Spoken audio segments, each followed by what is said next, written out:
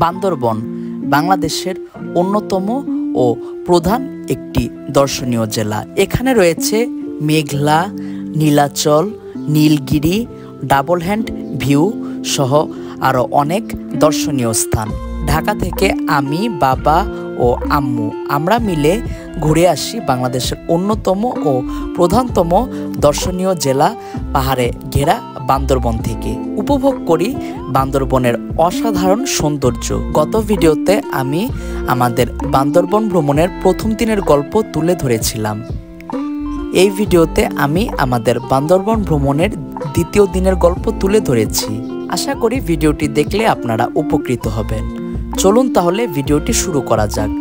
চ্যানেলের নতুন অতিথিদের কাছে অনুরোধ চ্যানেলটি সাবস্ক্রাইব করার।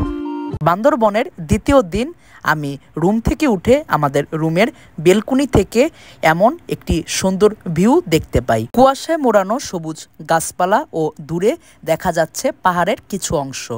সব মিলিয়ে এই প্রকৃতিটা আমার কাছে ছবির মতো সুন্দর লেগেছে। ভিউয়ার্স, আসসালামু আলাইকুম সকলকে। বান্দরবন থেকে শুভ সকাল। আর আমি এখন দাঁড়িয়ে আছি হোটেল গ্র্যান্ড ভ্যালির আমাদের রুমের বেলকুনিতে। তো এখান থেকে আসলে আমরা হিলের একটা ভিউ পাচ্ছি, আপনাদেরকে দেখানোর চেষ্টা করেছি তো শুধু হিল না, এবং আসলে শীতের যে কুয়াশা আছে এগুলো সহ সুন্দর একটা প্রকৃতি আমরা আসলে এই বেলকুনি থেকে দেখতে পাচ্ছি, আলহামদুলিল্লাহ। তো গতকালকে আমরা ঘুরে দেখেছি বান্দরবনের অন্যতম দুটি দর্শনীয় স্থান মেঘলা এবং নীলাচল, সেগুলো আপনাদেরকে দেখানোর চেষ্টা করেছি তো সবকিছু ঠিক থাকলে ইনশাল্লাহ একটু পর আমরা বের হচ্ছি নীলগিরির উদ্দেশ্যে। ঘুরে দেখব সেখানকার কয়েকটি দর্শনীয় স্থান এবং আপনাদেরকে দেখাবো। সে পর্যন্ত সকলে ধৈর্য সহকারে ভিডিওটি দেখবেন ইনশাল্লাহ।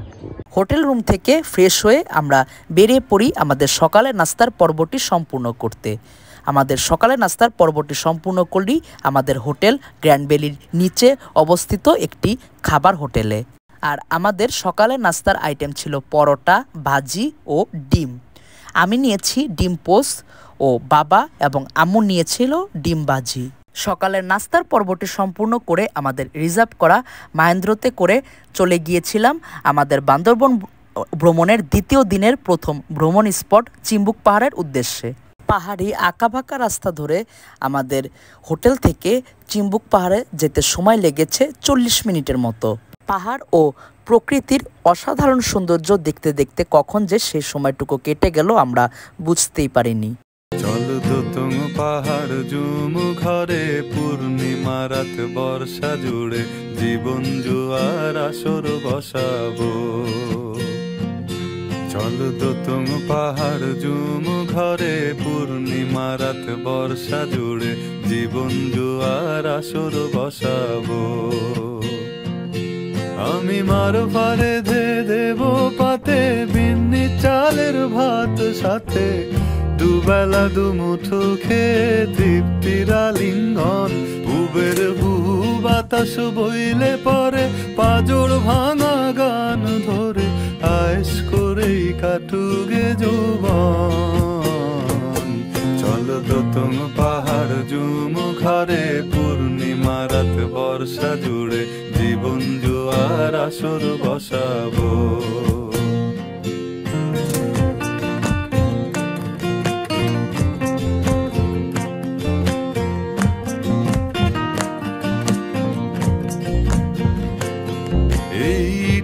শহর পোড়ায় খালি জোড়াতা। এই চেকপোস্টে আমাদের মাহেন্দ্রাটি দাঁড়িয়েছিল। আমাদের মাহেন্দ্রা চালক ভাইয়ের নাম এই চেকপোস্টে এন্ট্রি করতে হয়েছে। আম্মু বলো কেমন লাগতেছে? ওই যে দূর থেকে যে সাঙ্গো নদী দেখতেছো। খুবই সুন্দর, অনেক সুন্দর, আল্লাহর সৃষ্টি এত সুন্দর, আসলে দেখা উচিত সবাই। দেখো কত উঁচায় আসছো, দেখছো কত উঁচায়। হ্যাঁ, কেমন লাগতেছে বলো? খুবই ভালো, অসাধারণ, মনটা ভালো হয়ে গেল। চেকপোস্ট থেকে সাঙ্গো নদীর দূর থেকে একটি ভিউ দেখা যায়। আমি জুম করে আপনাদেরকে এখান থেকে অর্থাৎ চেকপোস্ট থেকে সাঙ্গো নদীর ভিউ দেখানোর চেষ্টা করেছি। চেকপোস্টে মাহেন্দ্রা চালক ভাইয়ের নাম এন্ট্রির পর আমরা আবারও মাহেন্দ্র করে পাহাড়ি আঁকাবাঁকা পথ দিয়ে ছুটতে থাকলাম আমাদের প্রথম ভ্রমণ স্পট চিম্বুক পাহাড়ের উদ্দেশ্যে। শহর পোড়ায় খালি জোড়া তালি জীবন ভাল লাগে না রে, কে কার রাখে খবর দম ফুরালেও একলা কানি থর দেহ কান্দা মরে রে। একটু সামনে আগানোর পর আমরা আরও একটি চেকপোস্টের সম্মুখীন হই। এই চেকপোস্টে আমাদের নাম এন্ট্রি করতে হয়। আগের চেকপোস্টে আমাদের মাহেন্দ্রা চালক ভাইয়ের নাম এন্ট্রি করতে হয়েছে, কিন্তু এই চেকপোস্টে আমাদের নামও এন্ট্রি করতে হয়। শুধু আমাদেরই নয়, এই রাস্তা দিয়ে যত পর্যটকবাহী গাড়ি যায় না কেন সকল পর্যটকেরই নাম এইখানে এন্ট্রি করতে হয়। আপনারা নীলগিরি ভ্রমণের প্ল্যান করলে অবশ্যই এনআইডি কার্ডের একটি ফটোকপি আপনাদের সঙ্গে রাখবেন, কেননা এই চেকপোস্টে এনআইডি কার্ডের ফটোকপিও লাগবে। নাম এন্ট্রির পর্ব সেরে আমরা সরাসরি চলে গিয়েছি চিম্বুক পর্যটন কেন্দ্র অর্থাৎ চিম্বুক পাহাড়ে। প্রবেশ ফি দিয়ে ভিতরে প্রবেশ করে আমরা সামনে এগোতে থাকি, আর আমাদের হাতের দুই পাশেই পড়েছে অসংখ্য গাছপালা। চিম্বুক পাহাড়ের উপরে একটি রিসোর্টও রয়েছে এবং রিসোর্টের নিচে রয়েছে একটি ক্যাফে এবং ক্যাফের ডান পাশে রয়েছে সুন্দর একটি ভিউ। এখানে একটি দোলনা ও দোলনার পাশে একটি প্রাচীন বটগাছও রয়েছে। এই দোলনা থেকেও সুন্দর একটি ভিউ দেখতে পাওয়া যায়। এই চিম্বুক পাহাড়ের আরেক নাম কালা পাহাড়। এ পাহাড়কে অনেকে পাহাড়ি সৌন্দর্যের রানীও বলে থাকে। দোলনা থেকে একটু সামনে এগুলে আপনারা ছবি তোলার জন্য একটি ফ্রেম পেয়ে যাবেন। এখান থেকে আপনারা খুব ভালো ভালো ছবি তুলতে পারবেন। এই চিম্বুক পাহাড় বান্দরবন জেলা শহর থেকে 26 কিলোমিটার দূরে অবস্থিত। এই পাহাড়টি বাংলাদেশের তৃতীয় বৃহত্তর পাহাড়। যন্ত্রের সাহায্যে এ পাহাড়ের চূড়া থেকে কক্সবাজার ও চট্টগ্রামের কয়েকটি উপজেলাও দেখা যায়। চিম্বুক পর্যটন কেন্দ্রের এই জায়গাটির নাম নবচত্বর। এখান থেকে মেঘ ও পাহাড়ের খুব সুন্দর একটি কম্বিনেশন দেখতে পাওয়া যায়। এই চিম্বুক পাহাড় সমুদ্রপৃষ্ঠ থেকে 2500 ফুট উপরে। এখানে একটি সরকারি রেস্ট হাউসও রয়েছে, কিন্তু এ রেস্ট হাউসে জনসাধারণের প্রবেশের অনুমতি নেই। চিম্বুক পর্যটন কেন্দ্রের অপোজিট সাইডে আমরা বিভিন্ন রকমের পাহাড়ি ফলের দোকান দেখতে পাই। এখানে রয়েছে পাহাড়ি কলা, পাহাড়ি আখ, পাহাড়ি বড়ই, পাহাড়ি তেঁতুল ও ডাবসহ অনেক পণ্য। আপনারা চাইলে এখান থেকে বিভিন্ন পাহাড়ি পণ্য ক্রয় করতে পারেন। চিম্বুক পর্যটন কেন্দ্র ঘোরা শেষ করে আমরা মাহেন্দ্রতে করে রওনা দেই নীলগিরির উদ্দেশ্যে। চিম্বুক পর্যটন কেন্দ্র থেকে নীলগিরি যেতে সময় লেগেছে প্রায় 1 ঘন্টার মতো। পাহাড়ি মানুষদের জীবন জীবিকার চিত্র ও আশেপাশের অপরূপ প্রকৃতি দেখতে দেখতে আমাদের মাহেন্দ্রাটি ছুটতে থাকে নীলগিরির উদ্দেশ্যে।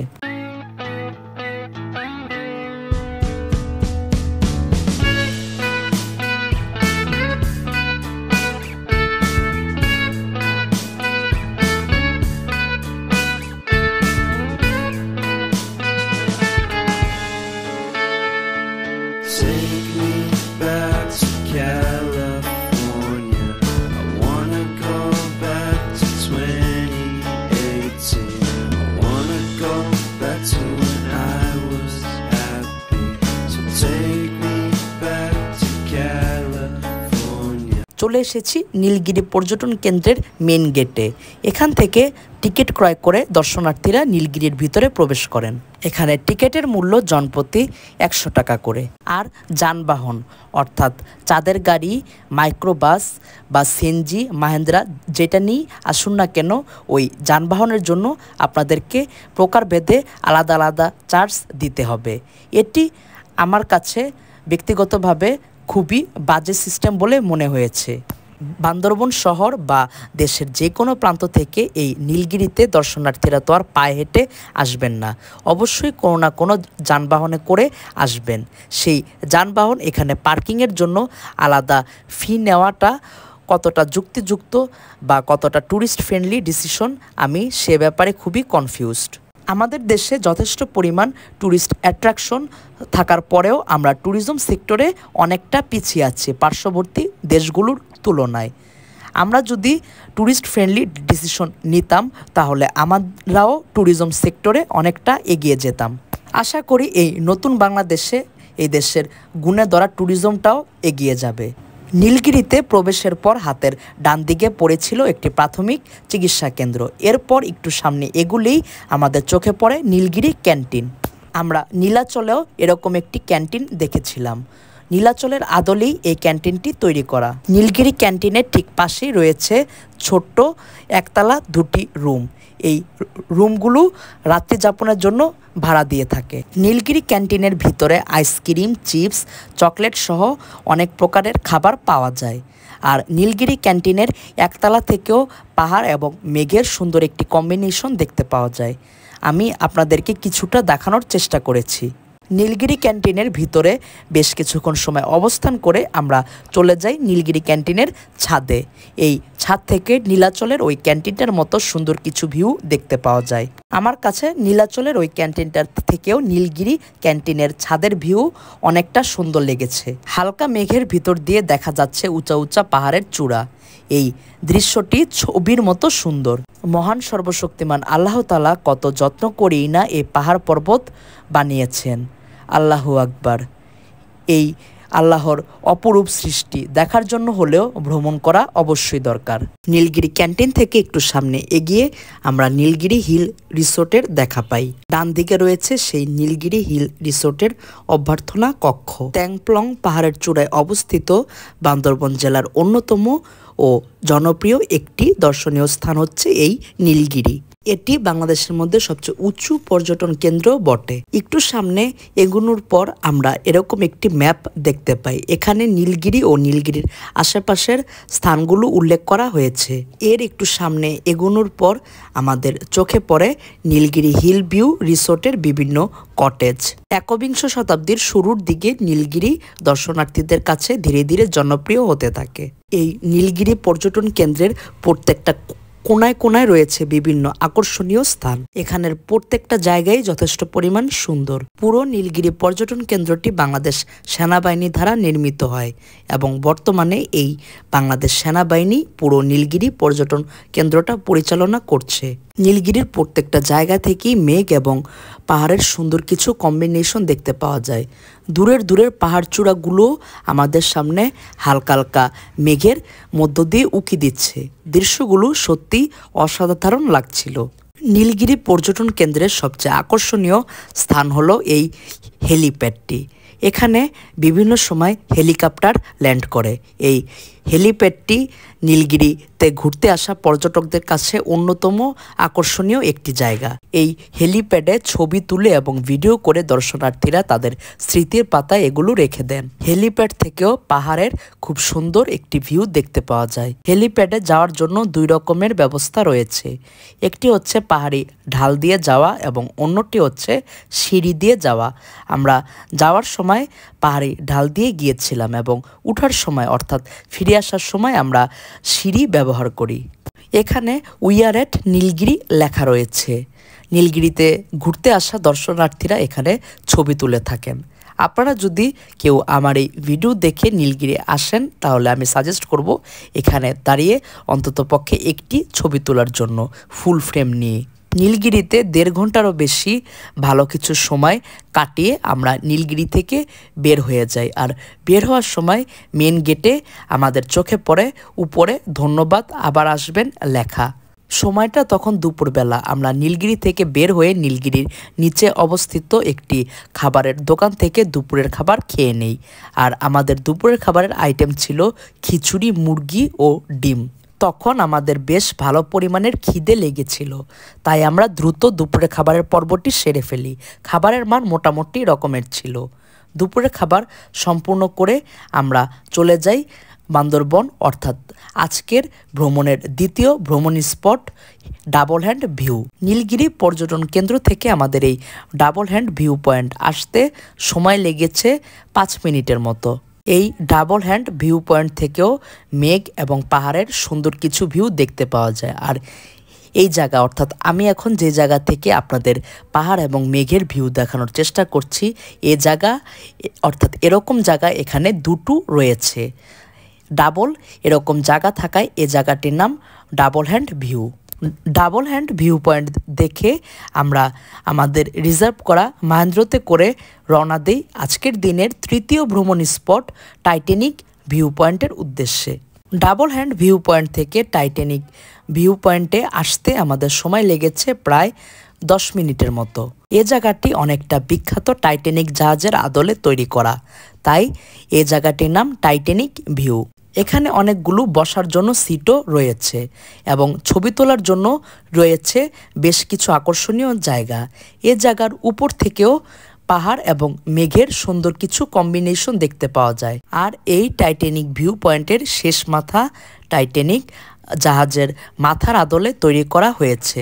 টাইটানিক ভিউর নিচে রয়েছে পাহাড়িদের কয়েকটা পাড়া। এই পাড়ার দৃশ্য উপর থেকে মোটামুটি খুব ভালোভাবেই দেখা যায়। ছবি, ভিডিও ও টিকটক করার জন্য এই টাইটানিক ভিউ পয়েন্ট বান্দরবনের মধ্যে অন্যতম একটি পারফেক্ট জায়গা হতেই পারে। এখান থেকে সূর্যাস্ত ও সূর্য উদয়েরও খুব ভালো একটি দৃশ্য দেখতে পাওয়া যায়। বর্ষাকালে অধিকাংশ সময় এখানে মেঘের দেখা পাওয়া যায়। বেশ কিছুক্ষণ সময় এই টাইটানিক ভিউ পয়েন্টে কাটিয়ে আমরা আমাদের রিজার্ভ করা মাহেন্দ্রতে করে চলে যাই আমাদের পরবর্তী ভ্রমণ স্পট শৈলপ্রপাত ঝর্ণার উদ্দেশ্যে। পশ্চিমা আকাশে যখন সূর্যটা হেলে পড়ছে তখন পাহাড়ের সৌন্দর্য ও পাহাড়ি মানুষদের জীবনযাপন দেখতে দেখতে আমাদের মাহেন্দ্রটি ছুটতে থাকে আমাদের সর্বশেষ অর্থাৎ পরবর্তী ভ্রমণ স্পট শৈলপ্রপাত ঝর্ণার উদ্দেশ্যে। টাইটানিক ভিউ পয়েন্ট থেকে শৈলপ্রপাত ঝর্ণায় যেতে আমাদের সময় লেগেছে প্রায় 30 মিনিটের মতো। চলে এসেছি শৈলপ্রপাত ঝর্ণায়। নিচে যেই দোকানগুলো আপনারা দেখতে পাচ্ছেন এর নিচেই শৈলপ্রপাত ঝর্ণাটি অবস্থিত। বর্ষাকালে এই শৈলপ্রপাত ঝর্ণায় অনেক পানি থাকে এবং ঝর্ণাটি অনেক উজ্জীবিত থাকে, কিন্তু আমরা যে সময়টায় গিয়েছি সে সময়টা বর্ষাকাল না থাকায় ঝর্ণার তেমন কোনো রূপই আমরা দেখতে পাইনি। বান্দরবন শহর থেকে প্রায় 4 কিলোমিটার দূরে ও থানচি অভিমুখী শহরে এই শৈলপ্রপাতের অবস্থান। বর্ষাকালে এই শৈলপ্রপাত ঝর্ণার পানি যথেষ্ট পরিমাণ স্বচ্ছ ও ঠান্ডা থাকে। তখন স্থানীয়রা এই পানি পান সহ গৃহস্থালির বিভিন্ন কাজে এই শৈলপ্রপাত ঝর্ণার পানি ব্যবহার করে থাকে। আপনারা এখন স্ক্রিনে যেই জায়গাটি দেখতে পাচ্ছেন এটি মূলত শৈলপ্রপাত ঝর্ণার মূল অংশ। বর্ষাকালে এই পুরো জায়গাটাই পানিতে পরিপূর্ণ থাকে। বর্ষাকাল না থাকায় আমি সহজেই এ জায়গাতে নেমে গিয়েছি, কিন্তু বর্ষাকালে আমি যে জায়গায় দাঁড়িয়ে আছি সে জায়গায় নামাটা অনেক কষ্টসাধ্য। শৈলপ্রপাত ঝর্ণার উপরে বিভিন্ন প্রকার পাহাড়ি আইটেমের দোকান রয়েছে। এখান থেকে আপনারা পাহাড়ি আনারস, পাহাড়ি পেঁপে, পাহাড়ি তেঁতুল, পাহাড়ি কলা এবং পাহাড়ি বিভিন্ন পোশাক সহ আরও বেশ কিছু আইটেম পেয়ে যাবেন। বেশ কিছুক্ষণ সময় শৈলপ্রপাত ঝর্ণায় কাটিয়ে আমরা আমাদের রিজার্ভ করা মাহেন্দ্রতে করে চলে যাই বান্দরবন শহরে আমাদের হোটেল দ্য গ্র্যান্ড ভ্যালির উদ্দেশ্যে। ভাই ইনশাল্লাহ দেখা হবে, আর আমি হচ্ছে ডিসক্রিপশন বক্সে আপনার নাম্বারটা দিয়ে দিব। তো আমার রেফারেন্সে যদি কেউ আসে তাহলে একটু ইয়া করেন আর কি। ইনশাল্লাহ ঠিক আছে, আল্লাহ হাফেজ। হ্যাঁ ইনশাল্লাহ। আমাদের মাহেন্দ্রা চালক হৃদয় ভাইয়ের নাম্বার আমি ডিসক্রিপশন বক্সে দিয়ে দিয়েছি। আপনারা যদি কেউ বান্দরবন বেড়াতে আসেন আর যদি আপনাদের মাহেন্দ্রা প্রয়োজন হয় তাহলে হৃদয় ভাইয়ের মাহেন্দ্রা সার্ভিসটি নিতে পারেন। সারাদিন ঘোরাঘুরির পর আমরা রুমে গিয়ে একটু রেস্ট নেই। এরপর আমরা চলে যাই গ্র্যান্ড ভ্যালির নিজস্ব রেস্টুরেন্টে। আমাদের রাতের খাবারটি গ্র্যান্ড ভ্যালির নিজস্ব রেস্টুরেন্টই সম্পূর্ণ করি, কিন্তু এখানে খাবার খাওয়ার ঠিক 2 থেকে 3 ঘন্টা আগে বুকিং দিয়ে যেতে হয়। আমরাও বুকিং দিয়ে গিয়েছিলাম। রাতের খাবারের বুকিং সম্পূর্ণ করে আমরা একটি অটোতে করে চলে যাই বান্দরবন বাজারে, যেটি আমাদের হোটেল গ্র্যান্ড ভ্যালি থেকে মাত্র 5 মিনিটের পথ। বান্দরবন বাজার থেকে হাতের বাদিকে রয়েছে সাঙ্গু নদী। সাঙ্গু নদীর উপর দিয়ে বয়ে গেছে একটি ব্রিজ। অনেক পর্যটক এই রাতের বেলায় সাঙ্গু নদীর উপরে নির্মিত এই ব্রিজে বেশ কিছুক্ষণ সময় কাটান। দিনের বেলায় এই সাঙ্গু নদীতে নৌকা দিয়ে ঘুরে বেড়ানোরও সুযোগ রয়েছে। সাঙ্গু নদীর রাতের বেলার দৃশ্য দেখে আমরা চলে যাই বান্দরবন বাজারে। এখানে নিত্য প্রয়োজনীয় পণ্যের পাশাপাশি পাহাড়িদের তৈরি গামছা, শাড়ি ও বিভিন্ন কাপড় সহ বেশ কিছু উপাদান পাওয়া যায়। বেশ কিছুক্ষণ সময় বান্দরবন বাজারে অতিবাহিত করে আমরা আবারও অটোতে করে চলে যাই আমাদের হোটেলে পৌঁছে আমরা আমাদের হোটেলের নিচে অবস্থিত গ্র্যান্ড ভ্যালির নিজস্ব রেস্টুরেন্টে চলে যাই রাতের খাবারটি সম্পূর্ণ করতে। আর আমাদের রাতের খাবারের আইটেম ছিল পাহাড়ি সাদা ভাত, ভর্তা, সবজি এবং মুরগি। ভর্তাটা তেমন আহামরি মজা না লাগলেও সবজি এবং মুরগিটা ছিল অসাধারণ, আর সাথে ছিল ডালটা অতিরিক্ত পাতলা হওয়ায় আমার কাছে পার্সোনালি সেটি ভালো লাগেনি। তবে যেমনটা বলছিলাম, সবজি আর মুরগি ছিল অসাধারণ রকমের মজা। রাতের খাবারের পর্ব সম্পূর্ণ করে আমরা আমাদের হোটেল রুমে গিয়ে ঘুমিয়ে যাই। পরদিন সকালে আমরা ব্যাগ গুছিয়ে রেডি হই চট্টগ্রাম যাওয়ার উদ্দেশ্যে। আর আমাদের রুমের বেলকনি থেকে পূব আকাশে সূর্য উদয়ের অসাধারণ একটি দৃশ্য দেখতে পাই। রেডি হয়ে আমরা আমাদের সকালের নাস্তার পর্বটি সম্পূর্ণ করতে চলে যাই হোটেল গ্র্যান্ড ভ্যালির নিচে অবস্থিত খাবার হোটেলে। আর আমাদের সকালের নাস্তার আইটেম ছিল রুটি এবং ডাল ভাজি। সকালের নাস্তার পর্বটি সম্পূর্ণ করে আমরা রুমে গিয়ে ব্যাগ নিয়ে হোটেল গ্র্যান্ড ভ্যালির চেক আউটের প্রসেস সম্পূর্ণ করি। বান্দরবন অবস্থানরত সময়ে আমরা এই হোটেল গ্র্যান্ড ভ্যালিতেই অবস্থান করেছিলাম। আপনারা যদি বান্দরবনে রাত্রি যাপনের জন্য 2500 থেকে 3500 টাকার ভিতর বাজেট রাখেন, তাহলে আপনাদের জন্য উপযুক্ত হতে পারে এই হোটেল গ্র্যান্ড ভ্যালিটি। হোটেলের চেক আউট প্রসেস সম্পূর্ণ করে আমরা বান্দরবন বাস স্ট্যান্ড থেকে পুরবী নামক বান্দরবন থেকে চট্টগ্রামগামী বাসে উঠে পড়ি চট্টগ্রাম যাওয়ার উদ্দেশ্যে। 2 ঘন্টার একটি বাস জার্নি শেষে আমরা পৌঁছে যাই চট্টগ্রামে। সেদিন বিকেলে চট্টগ্রামের পতেঙ্গা সমুদ্র সৈকত ঘুরে আমরা পরদিন সকালে চট্টগ্রাম থেকে ঢাকাগামী সুবর্ণ এক্সপ্রেস ট্রেনে করে ঢাকায় ব্যাক করি। সবকিছু ঠিক থাকলে আমার পরবর্তী ভিডিওতে আমি আমাদের চট্টগ্রামের পতেঙ্গা সমুদ্র সৈকত ভ্রমণ গল্প তুলে ধরার চেষ্টা করব ইনশাল্লাহ। সে পর্যন্ত সকলে ভালো থাকুন এবং বেশি বেশি করে ভ্রমণ করুন। সকলকে শুভকামনা জানিয়ে আমি আবেশ ইন্তেশার অনেক আজকের মতো বিদায় নিচ্ছি। ভালো থাকবেন। আসসালামু আলাইকুম।